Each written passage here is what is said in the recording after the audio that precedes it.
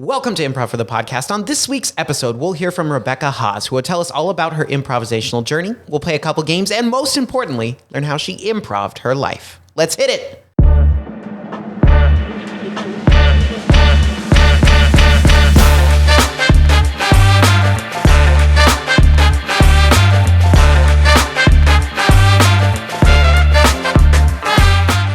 Welcome to Improv for the Podcast. On this week's episode, we are joined by the incredibly talented, experienced hiker, Rebecca Haas. Thank you so much, Rebecca, for joining us tonight in studio. How are you doing this evening? I'm doing well. Thank you. I'm so excited to be here. Yeah, we're so excited to have you. I'm just excited to have you here because we just did a show together a couple nights ago, and you were incredible. So that just made me more hyped to sit down and record this episode. As me as well. I mean, I am still thinking about that night. I haven't performed with all of you guys in one sitting, and it was just magical. I mean, my family and friends are still talking about it, and I'm still talking about it, and I just can't, forget about Jamie being a rose and you being a... What were you again? Rosemary. Rosemary. I'll be honest, it did change. I think. Which we did go to Trader Joe's and buy rosemary. Wow. And we put it on some potatoes last night. The power of improv. Exactly. We were like, rosemary, garnish your salmon. That's what you kept saying. Yeah, garnish your salmon. That's what happened. That was my end goal. That was. And I ended up on someone's lap because of it. And that was great. That's cute. Matthew Moore's lap, to be specific. All right. Well, Rebecca, before we get too deep into our show, could you just share with us a little bit your relationship to IFTP? Yeah. I have been with IFTP since November of 2019. Wow. So pre-pandemic, which... Good timing. A lot of people that I've listened to on the podcast are relatively new. Yeah. And that's really exciting for, the group and for Matt for just expanding in LA. But yeah, my first show was was going to be March 14th, 2020. And we were like, no, we think we might be able to do it. And I was like, I have all my friends coming, and my parents are so excited. And then, boom, shut down. I was like, and then the next day I was supposed to go to Iceland as well. Gosh. And it's just like, so Nothing. I will never forget. Yeah. And then we did that show because it was supposed to be like the spring break show. We ended up doing that in July of 2021. Oh my God. Which is wild. Yeah. I was like, yeah. It is what it is. That's so strange. Probably where you were in life right before you did that show initially. And then when you finally actually got to do it, I had more experience, to be honest. Yeah, so absolutely. It ended up being probably for the best. Yeah. Like a lot of it, I'm like, there's pros and cons to the pandemic, but yeah, definitely. Some good things came out of it. Yeah, and we're going to break down all those pros and cons of the pandemic tonight here on Improv for the Pandemic. No, that'd be a wild show. No. Yeah, we've talked about that so much. I'm sure everyone has. All right. Well, before we talk about your journey within improv, we of course have to play a round of 3 things. So as always, I've done my due diligence. I've done my research, scoured the web, Instagram, Twitter, LinkedIn. Not Twitter. Not Twitter. Actually, I didn't search Twitter. Well, young Rebecca had some opinions. Darn. Young Michael did as well. So don't sweat it. But darn, I didn't even search Twitter. It's not that great. Well, now I'm disappointed in myself. But anyway, that's besides the point. Any questions before we play 3 things? Absolutely not. All right, you got this. You're ready to go. All right, these are 3 things. Favorite places you've traveled? Berlin. 1. Glacier National Park. 2. Northern peninsula of Michigan. 3. These are 3 things. Videos you've posted on YouTube. 1 is called Emoji Struggles. 1. There's a video of my from my senior year, show and tell kind of in my choir, and it was me and my dad. I was singing and he was playing guitar. And then number 3 2.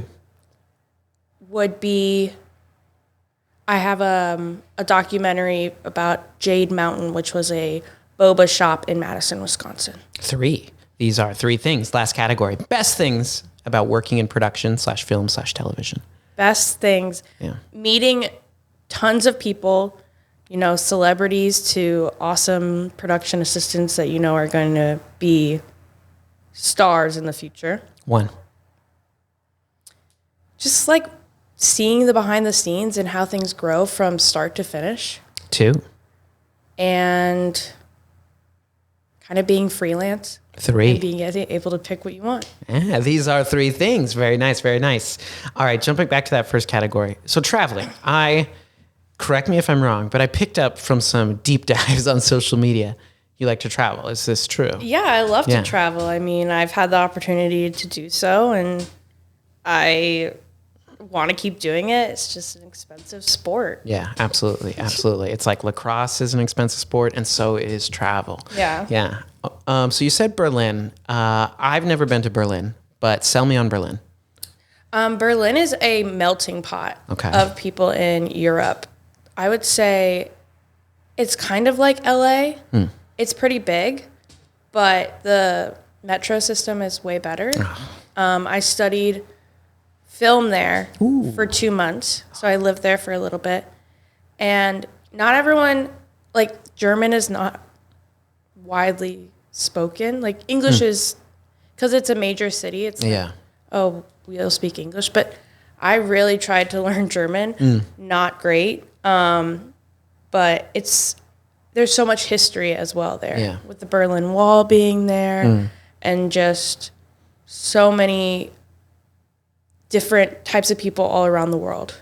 I lived in a little area that was kind of like little Bangladesh, and there were markets, and I sat by the river there, and it was, I rode my bike everywhere and kind of thing, and it was just, it was a really good summer, and I met so many different people, and I was able to make a documentary there as well, which was really important for me. So I was able to meet my subject and really get to know him and his family. Sounds amazing. Yeah. Add it to the list. I mean, I just think it's like a good spot to go to, even just for like a few days. Yeah. It's big, but there's also kind of like a Central Park-ish area. So they are focused on their park system as well. Yeah. Which LA is a little. Public transit, excellent parks, bikes, like all these things. Wiener Schnitzel, and just lots of beer. Yeah. Oh, sure. Oh, man. So does like Budweiser, the king of beers, compare to the beer they have in Germany? No. But it's the king of beers. Well, that's a shame. I'm going to have to let some people know. All right. That second category, videos you posted on YouTube.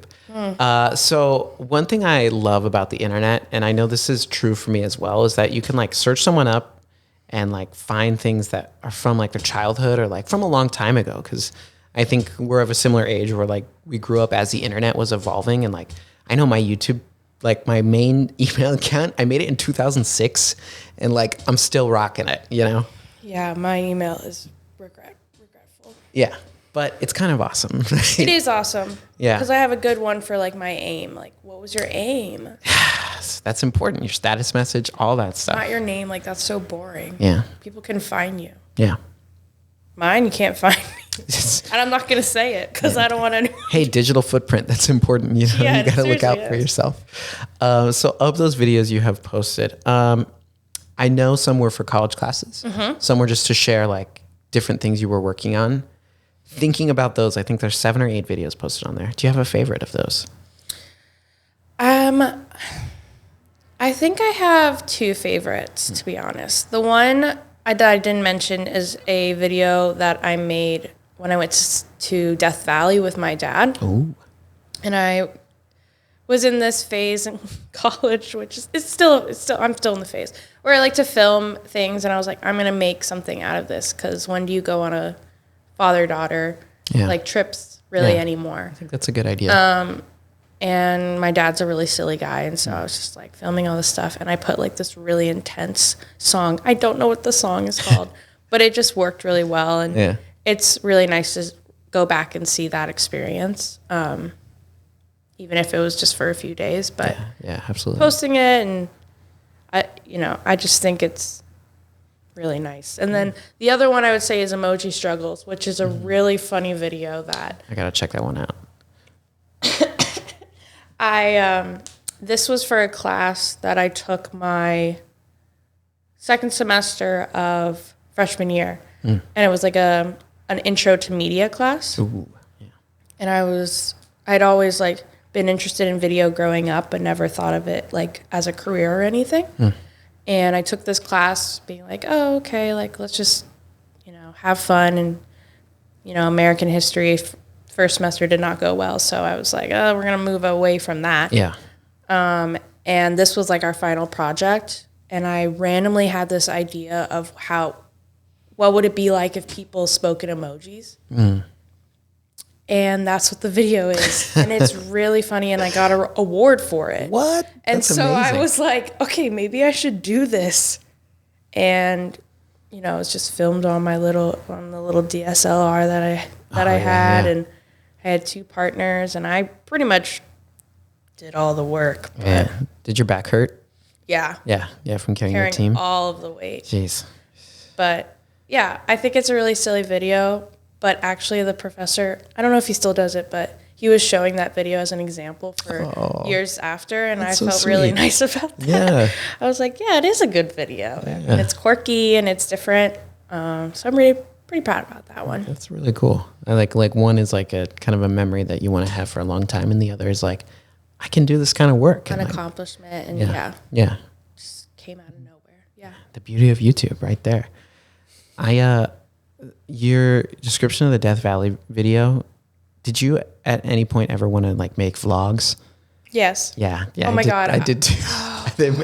I recently like cleaned out my old computer. Oh yeah. And I was going through videos so I wouldn't lose any. And there's one of me like just came out of soccer practice for sure. So my hair is a mess, but I decided that today I'm going to start a video that would be my opening in my vlog.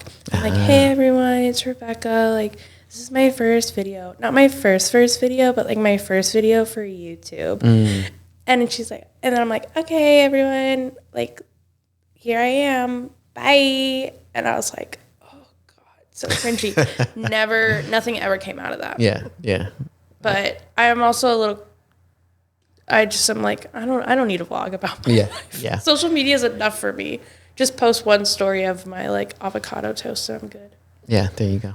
I think I was a sophomore in high school, and I had one of those little like flip video cameras, and I had a vlog for about 2 days. Then I just stopped. What was your vlog about? I mean, you couldn't really like film stuff at school, but this was before like not everyone had smartphones yet. Like I didn't have a smartphone. This was like, it was happening, but it wasn't quite there yet. So I don't know. It was just me and my friends doing dumb stuff at lunch, I guess. That was about it. Did you post it? I think so, but it's not there anymore. I've cleaned it up. Archived. I think so. I mean, to archive. Someone has it, probably someone. FBI agent. Yeah. Well, yeah, 100%. The government has it. Joe Biden's watching it, on repeat. You're welcome. Yeah. You're welcome, Joe. All right. That last category. So I know from LinkedIn.com that you work in like film production, right? You work in the office right now, a production office. I'm off that job. You are. Does it say present right now? Well, it may. But I think film is such an interesting industry, and like I know a lot of people who are in it, and I've been adjacent to it for a big part of my life, but I have not, worked in all the different areas of film. Mm-hmm. So, do you have a particular project or like show that you worked on that you really enjoyed? Yeah. One of the first shows I worked on was Star Talk with Neil deGrasse Tyson. Hey. And that kind of was the opening to my journey. I was like one of 3 people in the crew because they were a New York based crew, and they came out here and they needed a PA. So I was driving a van, and I was, wrangling wires and putting up lights. Doing everything. Things that I didn't know how to do. Yeah. I mean, done a couple things in college, but everything that you do in production is you learn on the job. Yeah. It's like, you do this. Yeah, I'll figure it out. But like, it was so cool to just like be face to face with Mr. Tyson. Neil deGrasse Tyson. Yeah. And he was so friendly. And honestly, like Jay Leno was on the show that day, Queen Latifah. And I was like, okay, like this is wild. I did a couple of other episodes with them. Met Katy Perry. And I was like, this is interesting. I just liked being in the room. Yeah. I didn't need to like touch everything. I just liked to watch, and it really like thirst my hunger. Yeah, thirst my quench. Okay. Maybe that's not the phrase. My hunger was thirsted. I see. Yeah. And so I just kept building from there. Yeah. Another show that I worked on, I was in COVID compliance when COVID, in the beginning. Yeah, I had a friend who was doing that too. So that, because it was hard to find jobs and I needed to make a transition, and you could get a certificate to be a COVID compliance officer. And I was able to make a little bit more money than before. Hey, and I worked I worked on my first network show, Nickelodeon, a show called Warped. And I was there from start to finish, and so that was really cool to see the whole process. And because I was in COVID, I knew of everyone because I had to be testing and all that stuff. Yeah, you were up in everybody's business. And I got to know it. There were kids on the show because it was a Nickelodeon show. Yeah. And those kids were so respectful and just like a really great time. Oh. And I hope that I have that experience again. Yeah, absolutely. But it was hard. It was in Pacoima, which did not know where that was before. Yeah, I could definitely point to that on a map right now. Super deep valley, really hot, but an awesome experience. So, yeah, I mean, it's been a journey. Yeah. Currently, I'm not doing that. I'm kind of actually in the transition of maybe going into acting. Yeah. I want to talk about that. Yeah. That's kind of my 2023. Okay. Little risk taking. I'm trying to get back into that, so I feel you there. Yeah. So maybe we can chat about that because I don't know what I'm doing. I got headshots recently. Like that's the start. That's all I just got new ones. There we go. My first one's in like 6 years. Yeah. So. Yeah. My last ones was when I was 10 years old. Oh, so. Okay. And were you still using those or? Yeah. No. Yeah. I'm like, they're like, you don't. You're like, I can play kids still. Your age range is. It's huge. It's like 20 years. Yeah. You could do it, right? That's amazing. Yeah. All right. Well, that's, I think, a great segue into talking about your journey with improv. And, we can weave in a little bit of acting talk too, because I'm always down for that. And they complement each other very well. They do. All right. So, Rebecca, tell me about it. When was the first time in your life that you heard about or learned what improv was? So I was thinking about this because I know you ask everyone. I do. My initial reaction was, whose line is it anyway? Which I don't, I think it was really. Yeah. But when I was growing up, I did summer camps, acting, like musical theater summer camps. And my first one was when I was 5. Okay. So I believe that we were doing Zip Zap Zop. Oh, 100%. I was improvising all the time on stage. There's no way. No one labeled it that. Yeah. But I was definitely doing it. Yeah. But when the first time that I was like, oh, this is improv, was Comedy Sports. Oh. I don't know if anyone's talked about Comedy Sports. I have not had anyone on yet. It's been mentioned, and like I only loosely know about it, so we're going to talk about this. I'm so excited you said that. I hope that I can give you a good story. You will. History of it. You will. So, I'm from LA, and Louisiana? No. I wish. No. Just kidding. I love Los Angeles. And they have a pretty big comedy sports world out here. So in high school, we had a team. And so it's like an after school thing. You know, there's a teacher that's attached to it. It's like any other club. Yeah. But I only joined my senior year. My two good friends were the team captains. And so they were like, why don't you just come on to the team? I had recently torn my ACL. So I was listening about Dana's podcast, and I was like, four times or something. I was like, she's setting a record. Yeah. So I had recently torn my podcast. No, tore my ACL. And was kind of like, oh, well, here's my sports life. It's kind of going down the drain. But I had also been like, I need to get back into the arts. So I had seen my friends, you know, do their comedy sports. And I was so enthralled. I was like, this is amazing. People are laughing and they don't even have a script. Yeah. Can I do that?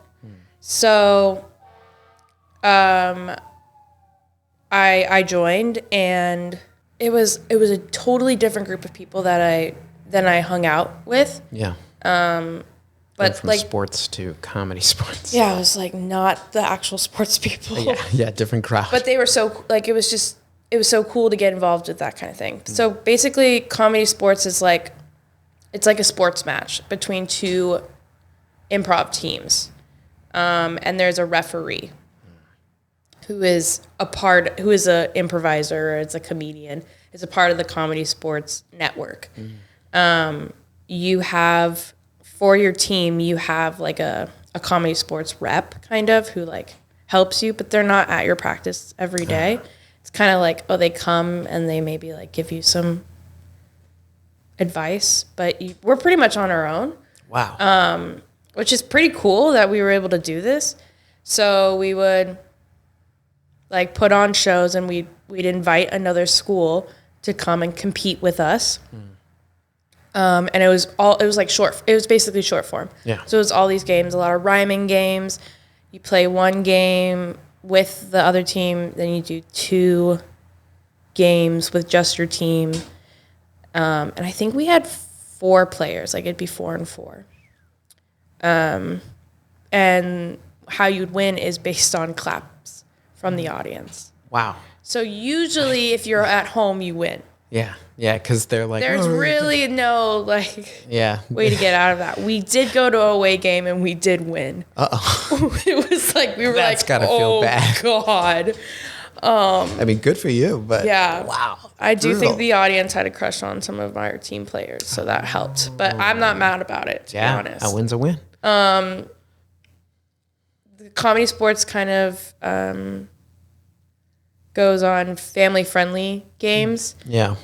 So they have like fouls that the ref can call. So there's a one called brown bag foul, which is if you say something that's like crude or inappropriate, you have to wear a brown bag on your head for the rest of the scene. I only had to wear it once, so I'm pretty proud about that. Yeah. But I put myself into that. Yeah. I was like, oh, here I go. And I was like, yeah, just give me the brown bag. Yeah. Like, this is just not good. And then there's a groaner foul, which is like if you just say something that is like such a bad dad joke, or just like if the audience is just like, oh, ha, ha, ha, then you get a groaner foul. Yeah. I don't remember what that offense is, but yeah, it's funny. You become a dad, I think. Like, they give you a child, and you're like, oh my gosh, I'm a parent now. Yeah, but the comedy sports world is really fun. Yeah, it was a really nice introduction to it, and so that's why short form was kind of like the thing that I knew. I mean, long form was, I was like, oh God. Yeah. So even though I did so many like rhyming games, I'm still not very good at the rhyming. But yeah, we would go to festivals, and we had like really big competitions where it'd be like sudden death elimination. They would give us T-shirts, so it'd be like the red team, and the other one would be the blue team. We would have to have like a little nickname. So mine was Rebecca Haas, or like Rebecca Wizard of Haas. Oh, I like Wizard of Haas. So those were my two. Yeah. But it was really fun. I was like, I can make people laugh. Like, this is wild. Are they laughing at me or with me? They're like, oh, we're laughing with you. I'm like, okay, sure. Right. But that was like my first real introduction to it because I had done scripted things before, but this was just like so exciting. Yeah. How long did you do comedy sports? It was only a year. A year. Yeah. Because I only did it my senior year, and then I went off to college. Yeah. Which I realized that I tried to audition for an improv team there, but I don't know what happened. I feel like I was not prepared. Like, I'd only really done this year, and it was not the same. Yeah. But it's for the best, to be honest. Because I ended up doing other stuff. Yeah. So while you were in college, were you doing any sort of improv or any other types of performing, or were you focused on other things? Yeah. I was a part of an organization called Humorology, which was a group that starts like in Greek life, and you're paired up with another. So my sorority was paired up with a fraternity, and we had to put on a 20-minute show that we wrote. And then songs would be based on real songs, but our own lyrics. And all of the sororities and frats were paired together.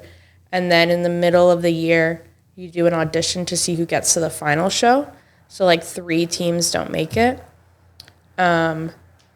And then you continue on with your script so that it is 20 minutes. Wow. So like you had to have 2 acapellas, you had to have 2 dance breaks. It was really intense. Wow, that's but it was lot. It was a philanthropy too. So it was all for the kids. That's was our things, because all of the organizations were for kids based nonprofits in Madison, Wisconsin. Oh, hey, shout out Wisconsin. Hey. I think you're maybe the 3rd Wisconsinite we've had on the show. I'm not a true one, but yeah. But you spent some time there. I spent a lot of time there. Spent some time there. Yeah. Yeah, so I was part of that for all 4 years. It took a lot of my time. We practiced like 3 times a week. Wow, yeah. And some good writing experience. Yeah, too, a lot of writing, a lot of choreography, and a lot of singing. I ended up being like a director for my team or my group my junior year, and then I was on the board my senior year. Wow. So I was pretty involved. And at that last year, we raised over $200,000. Wow. Like, it's really... Yeah. If you just look it up on YouTube, it's like, you're going to be like, what the heck? Because it's like big emotions, because you have to be like seen from the back. Yeah. And you're all judged on those things. Wow. Yeah. It's a lot of fun. I met a lot of great people out of that. I want to check it out. I'm like, that sounds so cool. It is really cool. Yeah. I'm going back to high school for comedy sports, then I'm going to go back to college for humorology. Yeah, exactly. Yeah, it was so that took up a lot of my time. Yeah, on top of all your classes on and top everything of all else. my classes. But I think that it really kept me focused. Yeah. So that, because I was like, okay, I have class at this time and I have rehearsal at this time. It's like... Yeah, that structure of college life. Yeah. You got to make sure that you're doing this. Time management was huge. Yeah. But I don't know what my life would have been like without it. Because, like I said, I met so many great people. Yeah. And just was a part of a group that was, it was like maybe 2 to 5% of the campus that did it. Wow. So it was like super small. Yeah. I like knew everyone. Yeah, that's cool. And Greek life was only 10% or so. Yeah, so it's not that much smaller. So it wasn't, and Madison is 40,000 people. That's it? Yeah, right? So I had to find some people. Some folks, yeah. Goodness, yeah. Yeah, so that was a wonderful experience, and I was like, I gotta keep doing this. Yeah, absolutely. But of course, when I moved back to LA, it was like work. Yeah, you gotta survive. Yeah. So I think although that humorology like wasn't directly improv, I mean, I feel like very closely related because you're writing everything so quickly, kind of almost on the fly, right? Your music and like everything to link it together, and you're collaborating with other people and, you know, kind of throwing ideas out there. So I think it's like improv's cousin or something. It's right there, you know, you're getting in the writer's room and just trying to put stuff on the page. Well, I was also like a director, so I was like improvising with, you know, talking to my other cast members. Yeah, yeah. Trying to be a teacher, Yeah. but also be their friend. Because I'm only like a year or so older than you. I am also in college like, with you. Don't forget, we're not trying to be like tough. Like, this is for our own good. Yeah, yeah. For the kids. Yeah, for the kids. Hey, for the kids. For the children. All right, so you finish, you graduate from the University of Wisconsin at Madison. Go Badgers, right? Yep. No more humorology. No. And you make your way back to Los Angeles, California. So, and you said work was your focus when you came back. Were you trying to do any improv, or was it just like, I got to find a job, start making that money? Yeah. I mean, I was living at my parents', so I was like thinking about trying to leave. Yeah. Sure. To be honest. Yeah. But it was really nice to be back. But no, I don't remember ever thinking about it, sadly. Yeah. I think that's hard when you're like going right into the real world. Well, it's like when you get out of college, it's like, what's your career? What are you going to be doing? Yeah. How are you going to make money? Yeah. Like, okay. So a lot of my friends were in business school, and they had jobs like right when, you know. Cool jobs. They had jobs that they knew that they had before they graduated. So you're like, oh, okay. Yeah. And I was a journalism and communication arts major, and it was just like, I don't know. I'm just going to like try and get into TV and film. Yeah. Which not a lot of people really had experience in that. Yeah. In Madison. Sure. So it was hard to like play off of them. Yeah. But yeah, I was very work focused. I was a freelancer for a couple of months, so I was working, trying to find jobs, make connections, networking, and ultimately, you know, landed a full-time job for a production company. And at some point, I was feeling pretty down, depressed, not really wanting to do much. Yeah. It was like, what can I do? How can I get excited again? And my mom, shout out to my mom, she was like, shout out mom. She was like, you should look for an improv class. And I was like, what the heck? Improv. Why would I do that again? Like, yeah. I don't know. So I really did a quick search, and Improv for the People just came up right away. I was like, oh, yeah, I'll just do this. And I went right away. Wow. And then the rest is history, honestly. Yeah. So who was that first class with? You found it. You found some shady looking website that said Improv for the People. I know. I was like, oh, this is a cute little site. Yeah. I thought that too. I think when I said it, I was like, oh, this is nice. It's not like the other sites. You're just like, oh, hi. Yeah. Hey, how's it going, Improv? Hi, Matt. And it's like, oh, hello. And it's right from Matt. You're like, this is great. Love this. Yeah. It's just like the guy. I was thinking about this. Yeah. I think it was Jamie. But I met Matt that night, because then he pulls you aside. He's like, why do you want to join? Yeah. And I'm like, because I did it when I was growing up. It's just an interview question. Like, what if I don't make it? Do you want the job? Yeah, basically. You're like, what? So, yeah. And then I just kept going. And I really liked the consistency of like weekly classes. Yeah. Because I didn't have that like extracurricular activity at that point. Yeah. Which was really important for me. And now that I'm a few years out of it, I am like, I need this. I need this, like, okay, I do improv on these days. You know, I go to the gym on these days, and it's just like nice structure. It's part of your routine. Yeah, it's pretty cool. Yeah. Yeah. So you've been in it. You said you joined IFTP earlier in the episode in November 2019. So you've been around the studio a little while, pre-pandemic. Like, yeah. That's significant, because I know, I mean, speaking for myself and a number of guests we've had on the podcast, I think we found IFTP because of the pandemic, because it was the only place open for a while. Yeah. That's literally what got me in the door, because I was like, I want to get back into improv. Oh, it's COVID. Yeah. Oh, this place, I'll wear a mask. I'm vaccinated. Great. I'm there. Yeah. Sign me up. Kick down the door. I was worried about the mask thing just because Sure. I was like, I really do well when I'm reading lips. It's helpful. It's very helpful. But it wasn't too bad.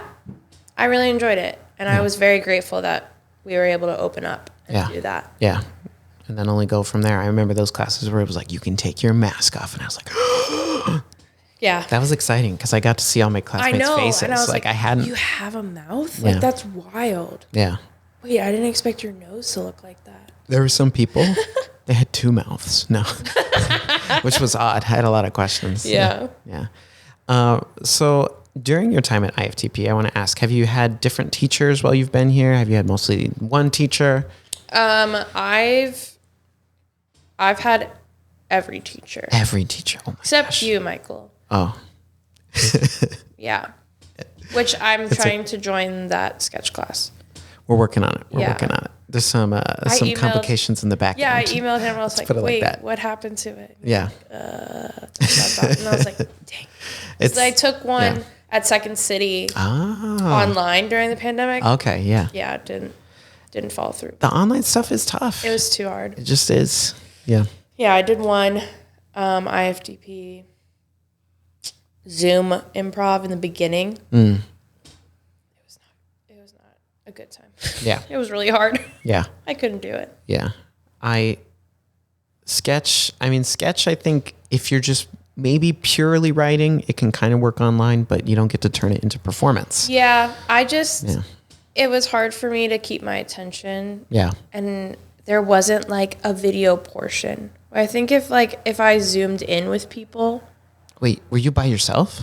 No, there were other people in the class, but it was like online, like strictly like, hey, like I got this done. Oh, what? So I just feel like maybe if there was like a classroom like video portion, I would have been like, oh crap, I can't miss this today. Yeah. So. Yeah, that sounds kind of whack. But sketch is definitely like one that I want to jump into next. Yeah. So you've had all the teachers at IFTP. I kind of count, but not really. But don't worry about it. Sketch will be back. Which I think is really cool. So you've been able to like experience like kind of the different styles and philosophies almost that everyone teaches. Yeah. Yeah. I've been last year I was in maths class. Yeah. I think you and I were in the same class for a little while, that Wednesday night class. Yeah. Shout out Wednesday. Shout out. Yeah. I have a Wednesday bias. It's bad. This is the only night class I've been in was the Wednesday class. So it's a good class. This is kind of my fault. But I was in Saturdays for a little bit when my job was getting too hectic. Yeah, you got to mix it up. And then right now I'm in Mondays with Ava. Just because I'm like, I want to experience other people. Yeah. I'm going to go back to Jamie probably and then switch over to Ben. Yeah. I know Liam's a new teacher, so I'd like to see that because he probably brings a whole different perspective. Yeah. Because on his podcast, he's like, I did this, and I'm like, Jesus. Yeah. I was sitting here, I was like, okay, you should host the show. Yeah, exactly. I was like, I didn't realize USC had all of this stuff. I know. It made me like have FOMO, honestly, because I was like, I wish I could have done that. Yeah, I was like, why didn't I go to USC? Oh, I didn't apply. Wait. I don't know that I would have gotten in, but that is also true. I didn't even try. So. No, I didn't try. So that's on me, but I'm gonna blame Liam anyway, and Ava too, and Sky. 3 USCers. Yeah, and I think they all did improv together at some point during their time. Yeah, that's cool. It's a conspiracy, the whole thing. Yeah, it's all the way to the top. Okay. So you've been doing improv at IFTP for a little while, and you mentioned that the first show you were going to do got canceled because of the pandemic. Mm-hmm. And then you were able then to do that show much later in 2021. Was that your first show with IFTP? Yes. Okay. Yeah.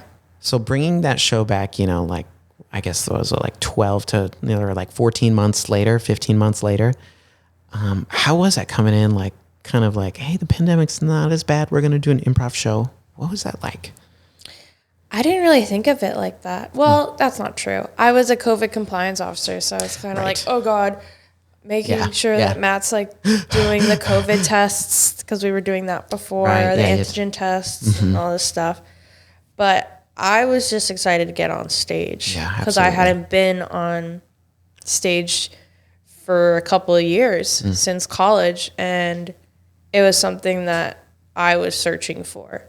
Like, when I heard that, you know, students could be in shows like as soon as possible if they show their talent, I was like, I gotta do this. Yeah, absolutely. And so I'm grateful for that. But that show, it was just exciting to bring friends and family and show what I've been doing. And, you know, just because I've always been, I love being on stage. It's like one of my favorite things. Yeah. So even if it's a little one on Pico, I'm down.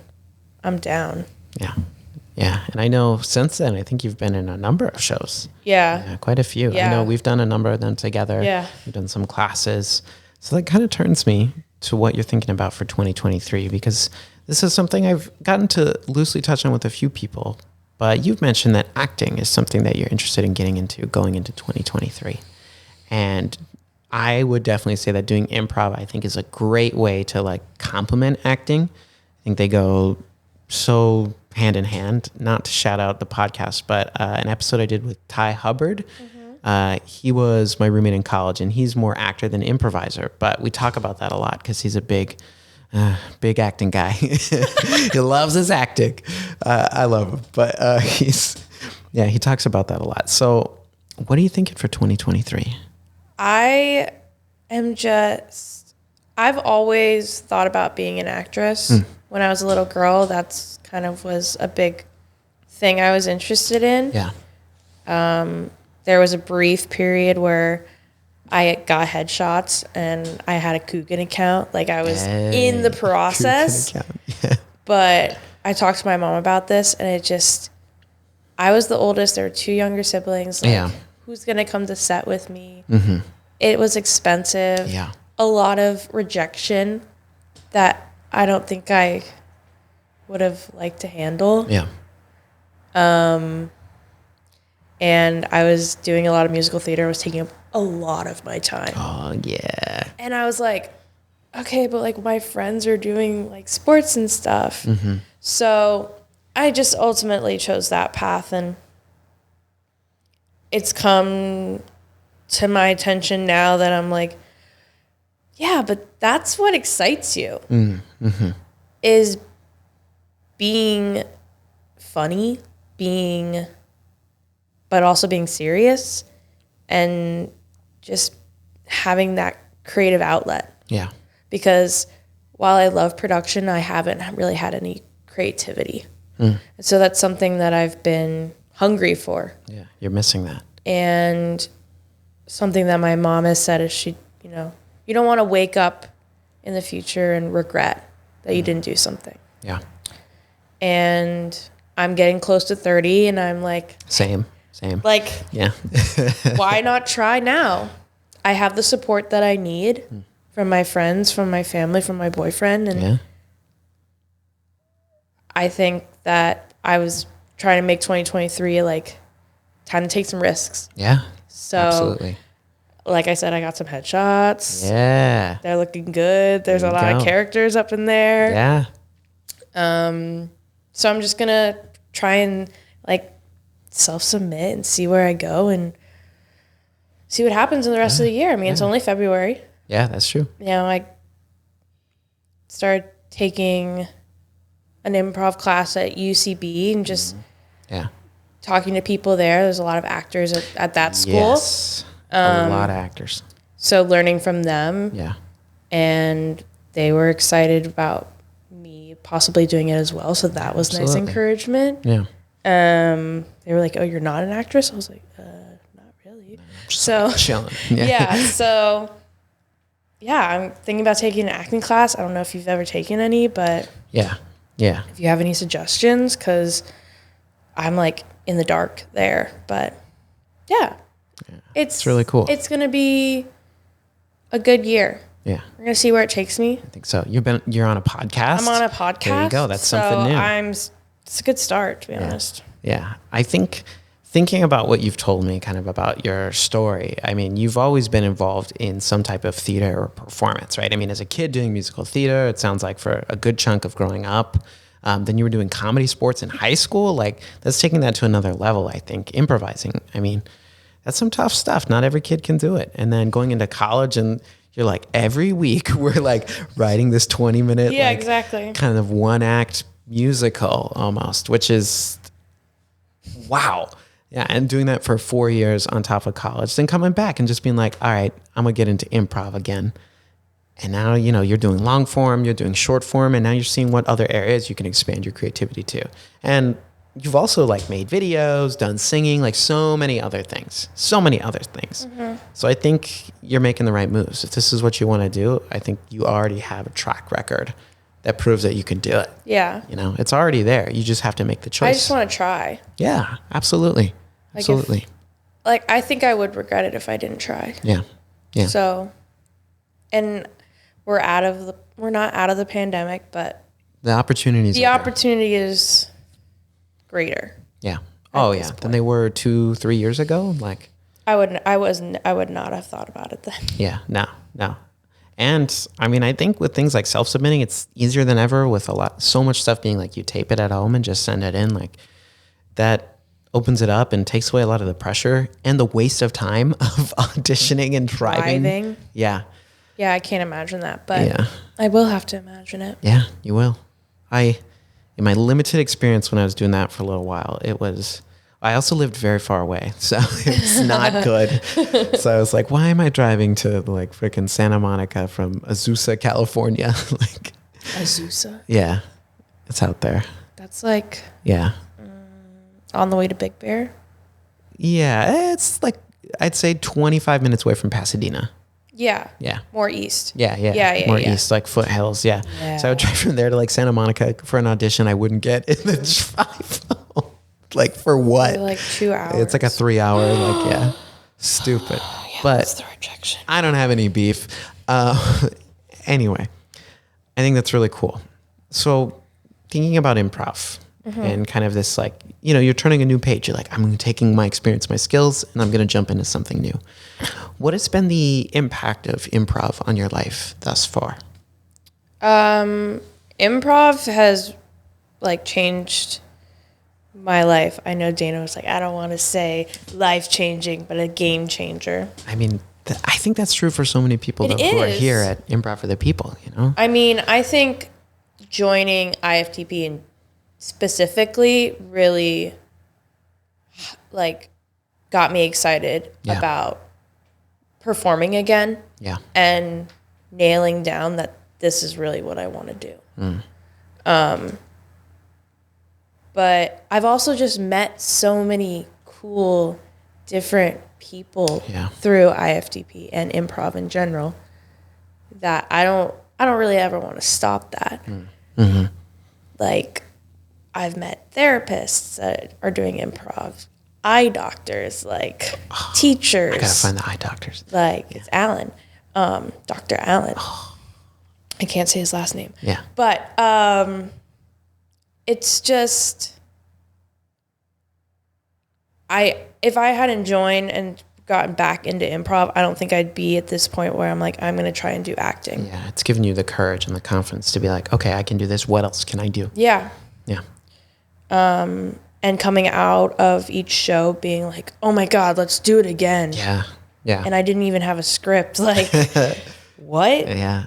And learning all of these new skills and listening to podcasts and reading books. It's like, what more can I learn on how to improve my improv game? Yeah. Because I'm only, touching a little bit of the surface. Yeah.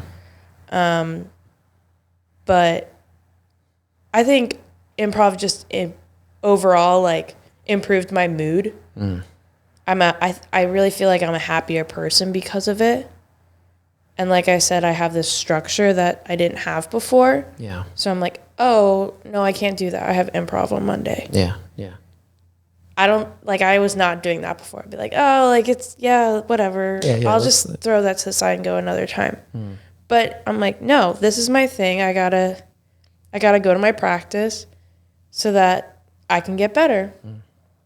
And it's just kept me disciplined. I'm excited for going to class and just meeting all these new people. And yeah, I'm just a happier person because of it. Yeah. I can very much relate to that in terms of just being happier and the importance of like its role in my every week. You know, like for me right now, that's this podcast. I'm doing it every week. I'm sitting down with someone and I get to talk about improv for like an hour and a half. Hard to beat that. Yeah. Hard to beat that.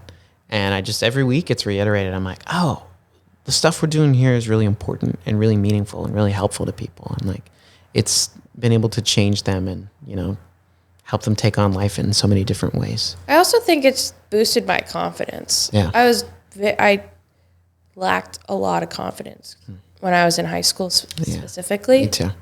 And even like coming out of college, not really knowing where my path is going to take me career-wise, coming into improv and then knowing like, yeah, you're good at this. And other people are saying it, your family's noticing it. Yeah. And then you're noticing it about yourself. Yeah. And you're like, yeah, don't let yourself talk bad about yourself. Like, you're thriving. This is good. Take it. Don't push it away. Yeah. So, I mean, a couple years ago, if you told me that I was doing this and I was going to go into acting, I'd been like, why are you doing that? You're not going to do it. What? Why would you do that? Like, that's weird. That's and I'm crazy. like, no, I'm going to do this. I'm going to try because you're confident in your skills and how it's going. Yeah. So I'm excited for that. Yeah, absolutely. And I thank IFTP so much for that. Because I've been taking other classes at other schools and, you know, everyone's very focused on being an actor or comedian and everything. Yeah. But when you come here, there's no pressure. I feel like I feel the pressure at those other places. Yes. And I'm like, crap, how am I not getting this? Yeah. How am I not getting the game? It's a pass-fail mentality. And I'm like, oh. But then the next day you go to IFTP and you're like, okay. Oh yeah, I'm killing it. Yeah, you're like, I got this. And then it's like I'm not in my head thinking about these steps that I need to hit. You're like, oh, I didn't establish the base reality. Yeah, start throwing out the jargon. But then when you rewind the scene that you just did, you're like, I actually did. Yeah. Because it just naturally came. Yeah. Yeah. And everyone is just so kind. Yeah. They're so supportive. Yeah. They're like, that was so good. I'm like, really? What? The clapping at the end of everything. Oh my God. I bring clapping into all my other classes. Oh yeah. I'm like, guys, why aren't we clapping? We just stood up. Like, let's go in a circle. It was hard to stand up. It's Saturday morning. Yeah. Yeah. So this is like my second home for sure. And I hope to just stay as long as possible and see it grow. I think that IFTP has so much potential to be a really awesome organization that LA needs to know more of. Yeah, yeah. We're putting it on the map, I think. I was thinking of summer camps for kids. Wait, kids? I know kids you were can't a do teacher. improv. Yes, they can. Children playing? I doubt it. No. Yeah. No, actually, I think that's you should say something to Matt about that. I know. I just feel like when we were talking about growing up, some kids would never do that. Yeah. And I think just kind of putting them in that environment and being like, yeah, you can. And at the end, they have a little show. Give them the opportunity. There's so many short form games that obviously they're not going to do long form. Yeah. Like, I can barely do long form at this point. So it's like, there's so many games, just like the alphabet game. Like, I just feel like I do that with the alphabet. I play that game with my cousins. Yeah. They're 10. Yeah. And I'm like, yeah, you got it. Yeah, great. And they're like, oh my God, that was so fun. I do improv. Yeah, exactly. I think it'd just be like a nice change. Yeah. And with Matt's, like work, people, team building. Yeah. I feel like that you can go and do that with the kids. Just like a week. 100%. It'd be so fun. That does sound like a lot of fun. Yeah. But you're a teacher, so you were a teacher, so you would have to be involved. I know. I You're know. like, crap. I tried to do improv with my kids early in my education career. I just wasn't experienced enough to like manage the classroom, so it didn't go well. So it was completely my fault. Yeah. But we had fun. It was just messy. Yeah. But we did have fun. I mean, it'd probably be a smaller. Well, yeah. I don't know how many kids you had in your class. Too many. This at the time. This is an after school program, so I had like 7 kids because they were like, "What is this? What is improv?" They're like, "Yeah, I'm gonna go do basketball." Like, it's like understandable. You're gonna make stuff up. Yeah, I think if I did it now, I'd be better, just because I have a lot more teaching experience. Like this was when I was like literally had never worked with kids. Somehow got the job, and then I was like, "Yeah, bringing the arts to the children." I'm like 5 years later, like after like 5 years of experience, I know more than I did. Yeah. So I'd be down to try it again, and not in a school setting. I think would be easier too. Yeah, they're coming to have fun. Yeah, they're signing up for it, pressure. So it's different. Yeah. All right. So summer camp, improv summer camp at IFTP. Who knows? Maybe led by you. I don't know. Pitch it to Matthew Moore. I think you should start the conversation. Okay. All right.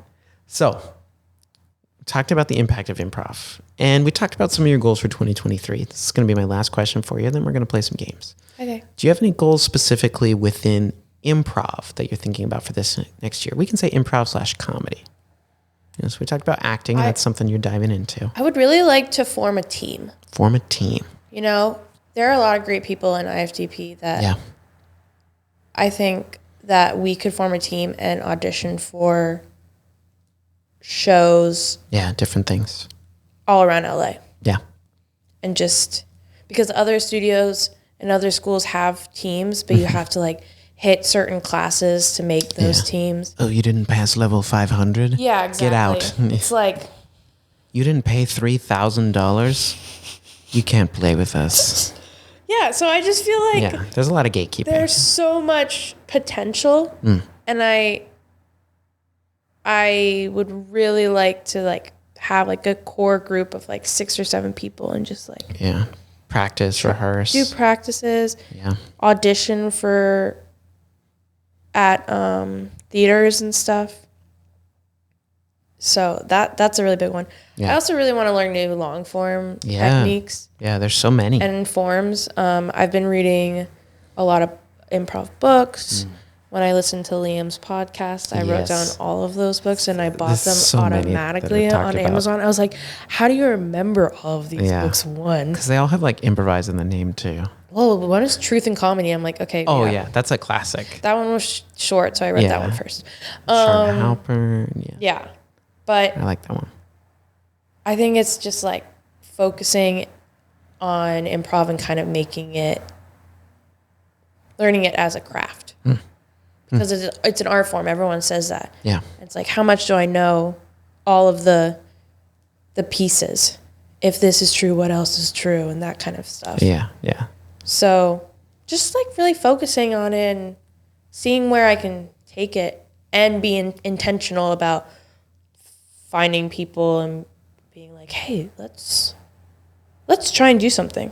And I think one thing that's missing from like a lot of people, like teams, what am I saying? I think teams can be a really good thing because it gives you an opportunity outside of a class, outside of a place where you have to just, some places can be really expensive to get to do and learn improv there. And while I can understand why it's expensive, it also sucks. Yeah. And that's coming from the perspective of there was a time where I couldn't afford to do improv for a while because I didn't have, $500 to drop on a class. So I think what's cool about having a team and forming a team is that it's like, hey, like we all love improv. We can get together, not spend any money and still practice and do this thing that we love and that we care about. Yeah. Yeah. Because I know there are people who are serious about it and they want to grow. Yeah. So let's gang up together and do it. Yeah. So I'm down. 100%. Message to all friends. It is. Hit me up. Update your AIM status. Yeah, Searching for seriously. improvisers. Yeah. All right. Well, thank you for sharing that. I think those are some good goals, both within acting and improvisation and comedy. You ready to do some improv? Always. All right, let's get on it, Rebecca. So, for this first game, yeah. All right, so for this first game, we're just going to do an open scene. Going to do an open scene, and we're going to get a one-word suggestion for this scene. And we're going to let that take us where it takes us. Okay. So our one-word suggestion is going to be chess. Chess? Chess. And I'll... Chess, thank you. Chess, please. I'll black us out when we're done. Go ahead. Nice. Pawn to a d6. Classic textbook opening. I've seen that one.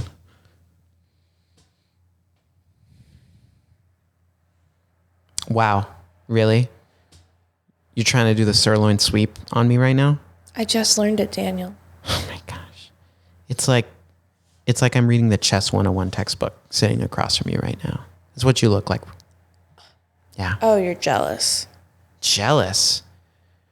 Rachel, I learned these techniques in my freshman year of chess school. Oh, congrats. That's so great. Well, I learned these from the master himself, Jeremy Rutger, chess master. Jeremy Rutger taught you? Yeah. I've been a member of Jeremy Rutger's fan club for a decade, and I'm still waiting to get a signed chess piece from him in the mail. Oh, gosh. Oh, that was not the right move. I think you're lying. About Jeremy Rutger? About Jeremy Rutger, Rachel. What would Jeremy Rutger want to have to do with you? A chess nobody. If I were to compare you to a chess piece, Rachel, you'd be a pawn. How dare you? A pawn? A pawn. I don't know enough about chess to name you anything. That's offensive. You're a king. Daniel? Thank you. You're right. Wait a second. What? Kings are almost equally as useless as pawns in chess. Exactly. I knew it. A false crown upon my head. You're right, though. I never talked to Jeremy Rutger. It's okay. I've only learned from YouTube. From a little person named Rebecca on her vlog. Rebecca's chess vlogs. I've seen those videos. Yeah. I have something to confess to you. What? Pretty much everything I learned about chess was from The Queen's Gambit. The Queen's Gambit? Yeah, that Netflix original series. Shout out to Netflix. Yeah. I never watched it, though. Oh, yeah. It's... As a Did you really chess learn? player, you learn a lot from it. Oh. Yeah. I'm kind of a fraud, though. So am I, though. Most of the time, if I say anything about chess, I'm just quoting lines of dialogue from the television series. Don't take those tranquilizers. Sorry, just a line from the show. Checkmate. I don't know enough to say I you're think wrong. so. Rachel, I appreciate your honesty. There's a lot less pressure to play now that we're, not accusing each other of knowing or not knowing. Chess legend Jeremy Rutger. It's been a good therapy session. It has. I guess you won. Blackout. Chess is... I hate when people suggest that because I'm like, I know nothing about chess. What will I ever bring to this? Checkmate. That's all I got. I mean, you nailed it. I mean, in truth, I don't know a ton about... I had the Queen's Gambit is a truth from you. Yeah, I did learn a lot from the Queen's Gambit. I had a chess phase when I was maybe 11. And by phase, I mean, I was like, whoa. And then I played with my granddad. He destroyed me. And then I was like, I'm not interested in this game. Yeah. Like, I don't want to get beat again. Yeah, I was like, well, that was cool. I'm going to go use technology. You can't do that, granddad. Oh. Boomer, or I don't even know, golden generation. That's before. Yeah, I think so. Oh gosh. Or the silent generation. That's another one. The I don't know. silent generation? Yeah. I don't remember which ones they are. Yeah. They talk a lot. Yeah, they did. Yeah, they did. They had opinions. Yeah, they did. Most generations do. Yeah. But nice game of chess out there, Rachel. Yeah, what the heck? Yeah. I caught myself because I almost said Rebecca, and I was like, that's your real name. Yeah, well, you can do that still. Yeah, I know. I know. I gotta be better. There's other names. There are other names, and all I could think of was an R name. It's the worst part. Everyone switches my name with Rachel. It's pretty funny the amount of times that happens. It's actually not funny anymore. Yeah, you're like, actually, I'm sick of it. Please. I'm walking off this set. I used to ignore it, and now I'm like, it's Rebecca. Yeah. Come on. Yeah, Rachel Haas, right? Yeah. Nailed it. It's Rachel Haas. Rachel has. Rachel was. Yeah. Okay. Moving on to our next game. Okay. This one's a little more a bit of a one-liner. So we're going to put your comedy sports skills into action. So flashback to high school. Picture yourself. That's the mindset you want to be in. Ew. So this game is called News Headlines. And I'm going to give us some prompts. And we're just going to try and come up with some one-liner news headlines. Okay. So we'll do a couple of these. So we'll give a prompt. We'll kind of shoot a few off. New prompt. Shoot a couple more off. Okay. Yeah.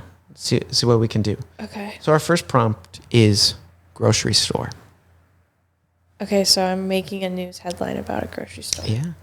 Just as a news anchor. So breaking news. Right. I'm your anchor, Chris P. Bacon. Tonight, a devastating story at a local Vons grocery store. Dozens of teen boys have been rushing into this Vons on Cahuenga Street, smashing milk gallons over their heads. It is devastating and will now cause a shortage of milk in the region due to the damage caused. More at 11.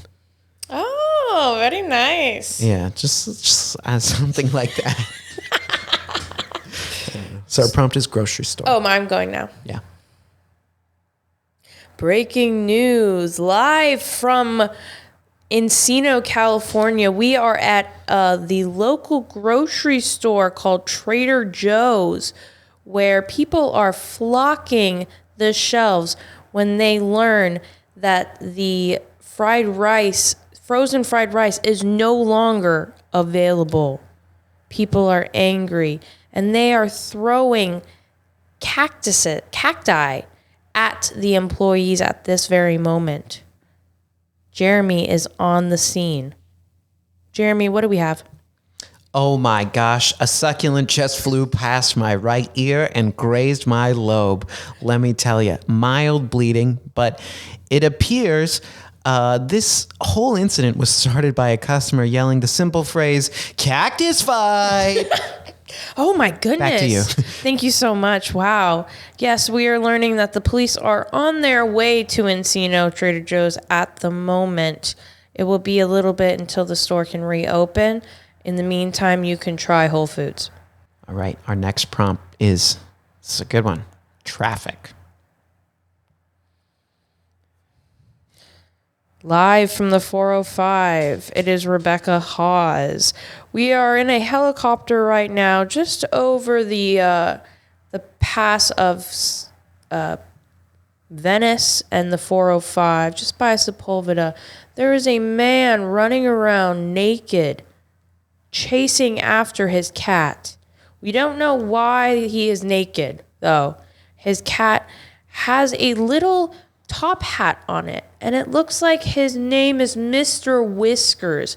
Oh, and now the man is running off of on the on-ramp on a skateboard.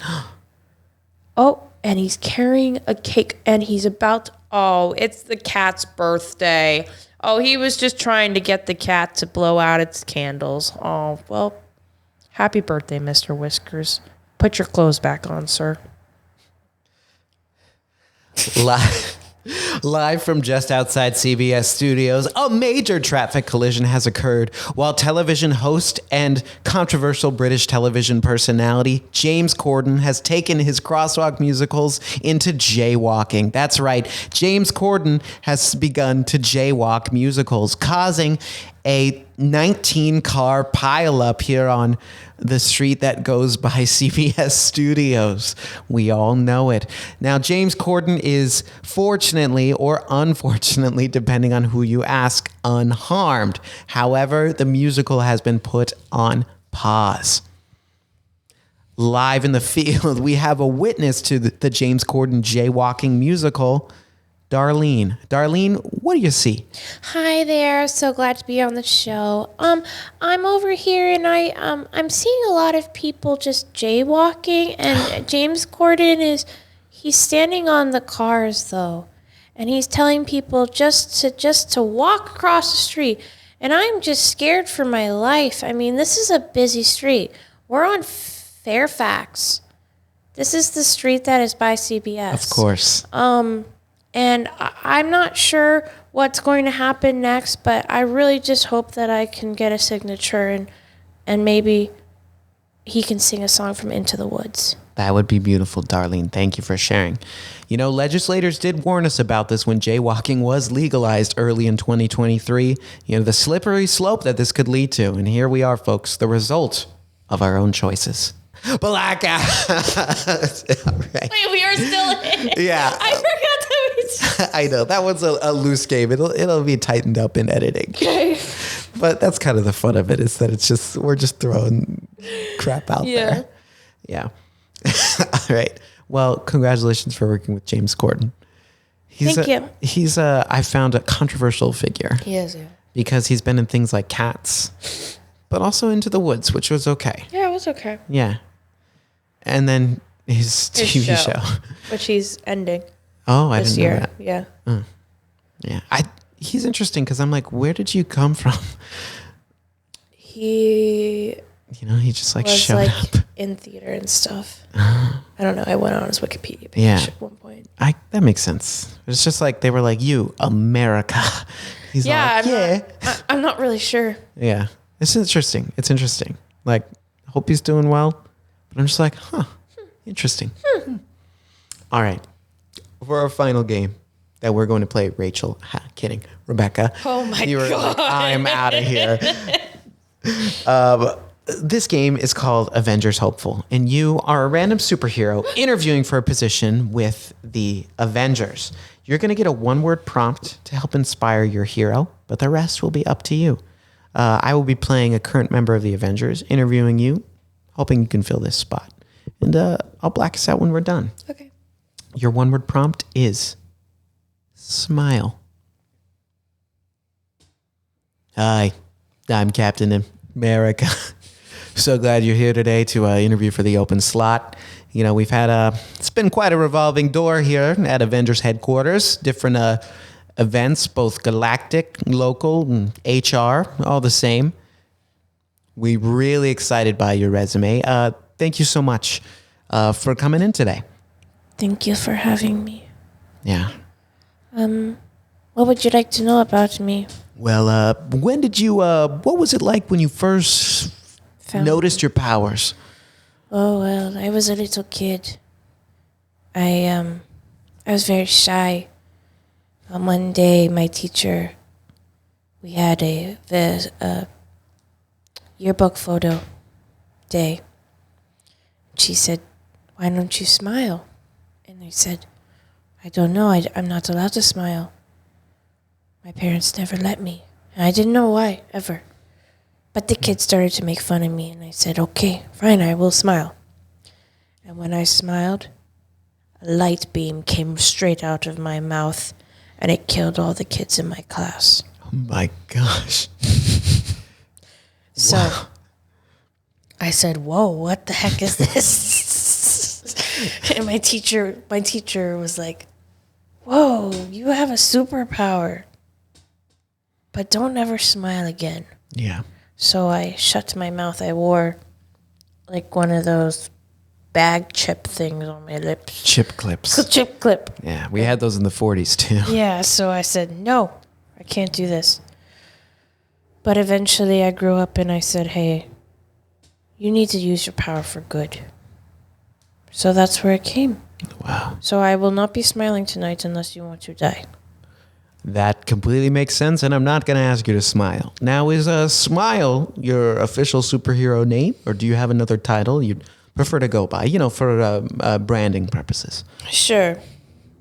It's just Smiley Face. Smiley Face, all right. And is that your legal name, or is that like a stage name? My legal name is Sally Fields. Sally Fields. All right, yeah, so Sally Fields, but you're now known as Smiley Face. SF, you have your initials stayed the same. Yes, did you? I did that on purpose. That's pretty cool. I'm Steve Rogers is my real name, but I go by Captain America. Oh, I know who you are. Oh, I see. Now, a question for you, SF. Is it all right if I call you that? I like it. All right, SF. Do you feel comfortable working with coworkers who are both naturally born superheroes and those who were given serums at some point in their life? Does that bother you as someone who was born with your powers? I don't discriminate. No, I'm okay with it. It is what it is. You're a serum man. I am a serum man. And I am very attracted to you, so. Wow. Well, that's good to know. But, if anything happens, we'll have to bring it up to HR. Who's HR? What is her acronym? What's her full name? Human Resources. I know it's a weird name for one of the Avengers, but, we have a lot of different folks around here. 100%. All right. Now, SF, you gave me an example of a time where you used your powers. It was an accident that poor classroom got lit up by your beam. Can you give me an example of a time when you used your powers for good? Absolutely. Yeah. Why? What makes you Avengers material, Of course. There was a time when I was at the bank. And I was, cashing my check when I was a waitress.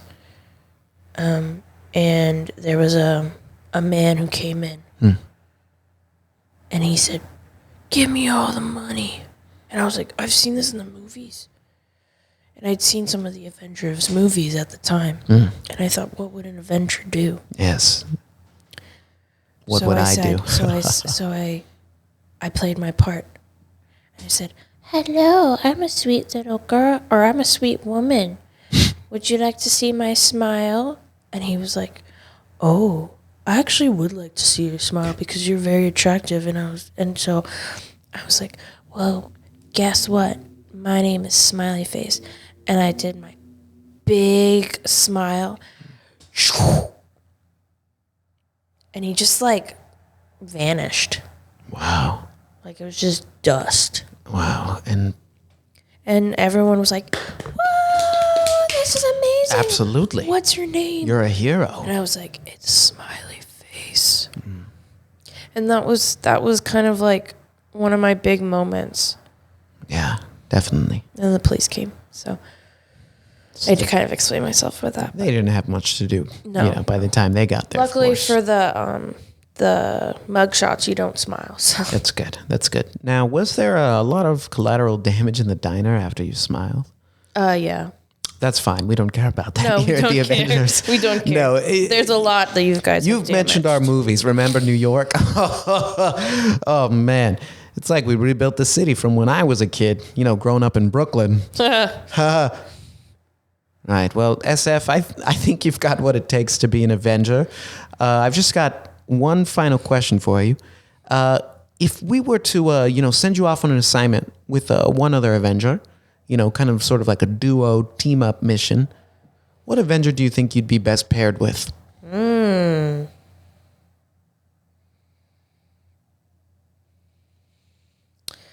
That one is very hard, but probably Hawkeye. He just needs a little bit more oomph in his life. Yeah. He's just got the bow and arrow, but he needs someone that's got the real power inside their body. Yeah.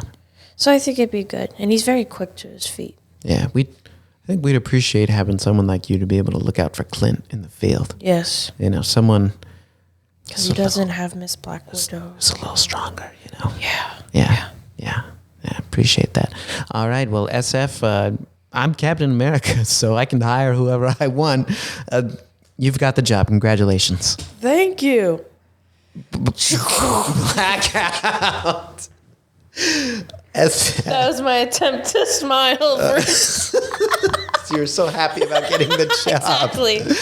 I was hoping I'd get blasted away at some point. It was just well done, well executed. Thank you. I think SF would be a really compelling character, and like I don't know, she's a little creepy, but you could make like a superhero kind of horror movie out of that. Yeah, you know? yeah. I mean, there's that one movie that came out, Smile or whatever. Yeah. Did you see that? I saw the trailer, so I didn't basically, see it. Yeah, that was it. That's basically what I was thinking of. That was enough for me, I think. Yeah, I don't really like it. There's a lot of advertising around that. Yeah, I was like, nah, I'm good. Yeah. I'll watch some horror movies, but that one I was like, pass. But have you seen Ant-Man, the new Ant-Man one? I haven't. I think I might see it this weekend. I might see it too. Yeah, I've heard opinions, and I'll wait to form my own. Exactly. Yeah. Yes. Yeah, but I'll probably think it's a movie. Yeah. Yeah, it's a film. Yeah. Yeah. Yeah. All right, Rebecca. Well, before we conclude tonight's episode, excuse me. Thank you for playing with me tonight in our games.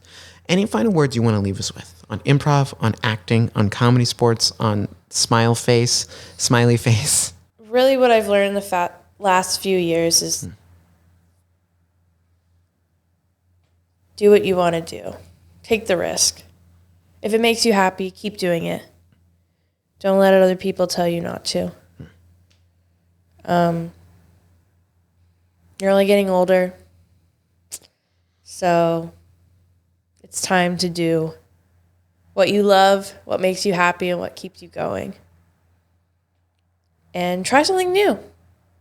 I think a lot of people would benefit from doing improv. I think a lot of people also avoid it.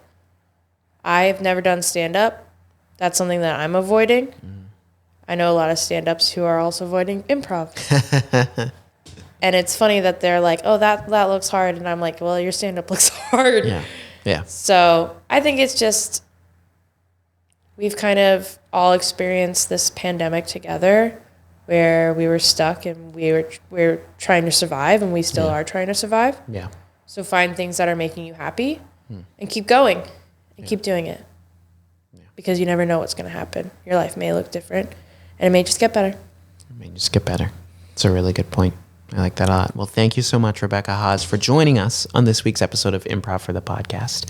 If you enjoyed this episode, please check out all the other episodes we have streaming on every platform. And as always, we'd love to hear from you. If you want to leave us a review on Spotify or Apple Podcasts or on the YouTube comments, that place can get a little dicey, but we want to hear from you. But until then, we'll see you next time. Improv for the Podcast was created by Matt Moore and Michael Lee Evans. Edited and produced by Michael Lee Evans. And finally, presented by Improv for the People. Interested in more IFTP? You can visit us at improvforthepeople.com or on our socials, such as Instagram, TikTok, Twitter, and YouTube. Remember, new episodes are released weekly. Thank you for listening. We'll see you next time.